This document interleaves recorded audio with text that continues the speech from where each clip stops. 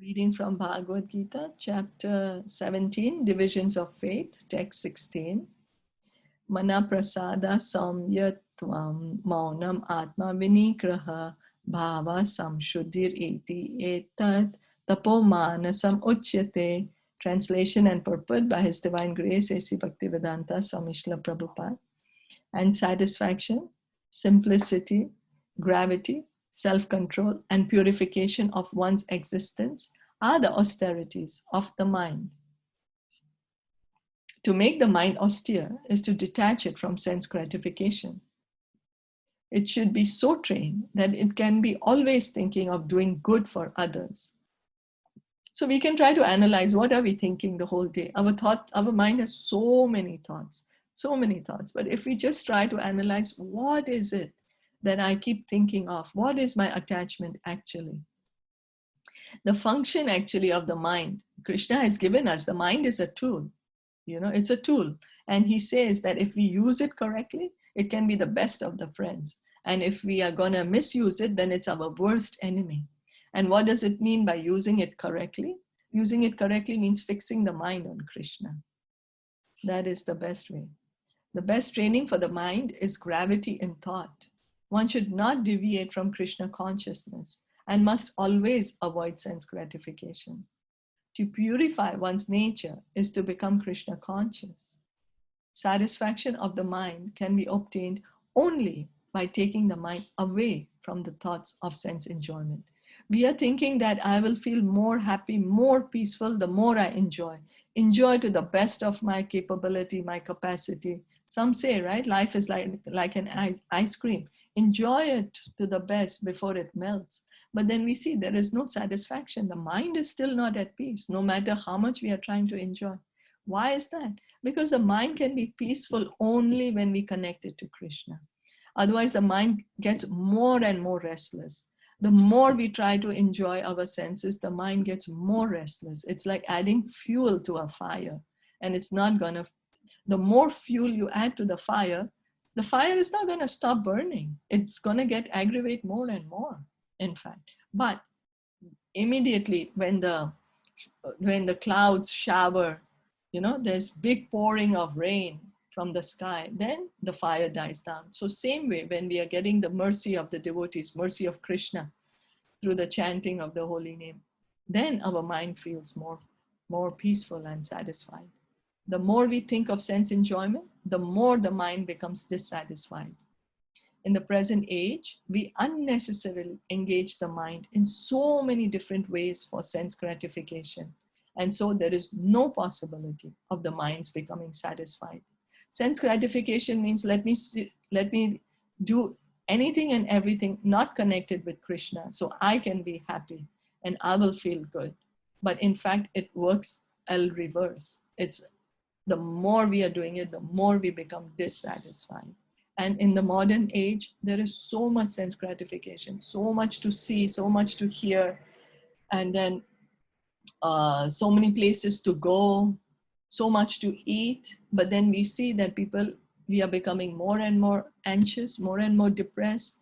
We are getting more and more restless, more and more fearful, more disconnected with others, more emotionally, unaware, because we are getting further and further away from Krishna.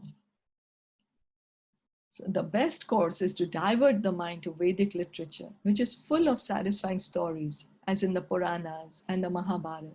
One can take advantage of this knowledge and thus become purified. The mind should be devoid of duplicity and should think of the welfare of all. Now, the mind should be devoid of duplicity and should think for the welfare of all, because we are always thinking, how can I become happy? I don't care about others. Why should I care about others? As long as I can be happy. But this is the mentality that's keeping us here in this material world. Till the time we don't change this, we will continue here. But what is welfare of all? What does it mean? I'm doing so much charity. I'm giving donation to the poor. I'm helping the somebody might say like that I'm helping the poor, I'm feeding the hungry, I'm giving shelter, I'm doing this and that. But the highest welfare we can give somebody is to connect them to Krishna. That's the highest welfare, because even if we are giving them anything based on the body, sure, it's needed, do it. It's not that we shouldn't do it, yes, but at the same time, connect them to Krishna. Because only if we give them some food to eat, they will still continue to live in the material world. But if we give them prasad, so not only are we taking care of their body, but begins their devotional life, begins their journey towards Krishna to get out of this material world. Silence means that one is always thinking of self-realization. The person in Krishna consciousness observes perfect silence in this sense.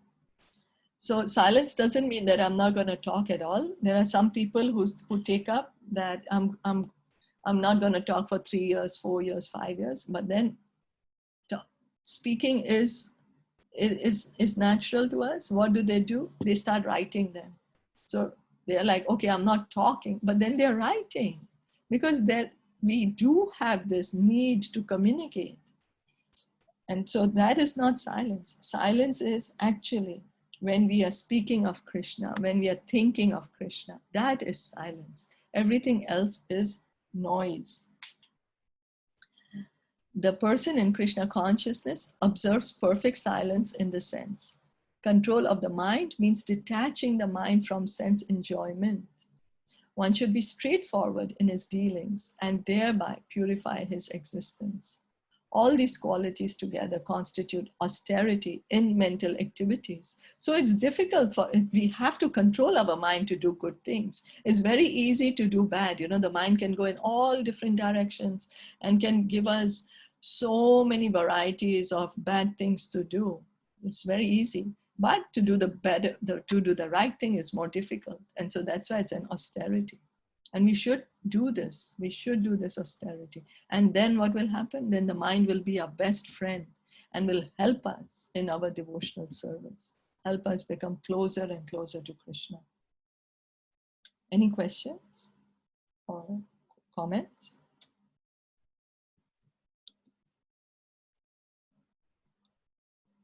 No? Maybe we can just read this text. Text 17. Shraddhaya paraya taptam tapastatri vidham nare afalang kankshibhir yukte satvikam parichakshate. This threefold austerity performed with transcendental faith by men not expecting material benefits but engaged only for the sake of the Supreme is called austerity in goodness. So just now, as we are saying, the austerity performed with mind, body, and words, when we do that, not for getting any material benefit, not that, oh, I'm going to enjoy by doing this, I'm going to get rich, or I'm going to get pious karma, not for that, but only for the pleasure of the Supreme Lord. That austerity is called in the mode of goodness. And we are all encouraged to do this. Then with this note, we can stop here if there are no questions or comments. Yeah. So Bhagavad Gita ki jai, Srila Prabhupada ki jai, Gaur Bhakta Vrinda ki jai. Hari Hari Bol. Thank you for joining in. Hare Krishna.